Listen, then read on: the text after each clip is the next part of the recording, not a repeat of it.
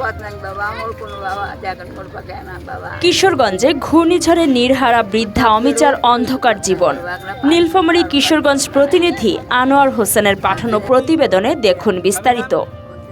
নীলফামারীর কিশোরগঞ্জে গাড়াগ্রাম ইউনিয়নের ডিসির মোড়ে গতকালকের ঘূর্ণিঝড়ে বিধ্বস্ত পরিবারের অসহায় বৃদ্ধা অমিচা বেওয়ার একদিকে নীড় হারানোর বেদনা আর অনাহার অর্ধাহারে থাকার বোবা কান্নার আহাজারিতে সেখানকার পরিবেশ ভারী হয়ে উঠেছে।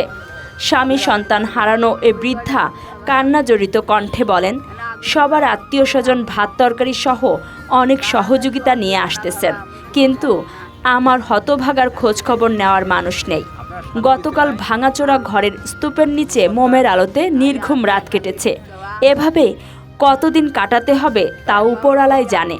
বেঁচে থাকার আকুতিতে তিনি সবার সহযোগিতা কামনা করেন। কেউ খোঁজ খবর নেয় নাই? না। আপনি ঘর মেরামত করবেন না? কিভাবে করব বাবা? সাহায্য না করলে কিভাবে করব? কি করি করব?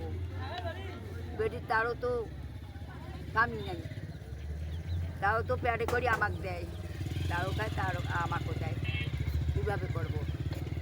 মুখে না বাবা দয়া শুনবো করি না, মুখ দেবেন বাবা তোমার ভালো আল্লাহ করাই, কোনো কিছু পথ নাই বাবা, আমার কোনো বাবা দেখেন মোর পাকে না বাবা, একটু থাকতেও কোনো ইটু পথ নাই বাবা, একটা পানি তারও লাল নাই।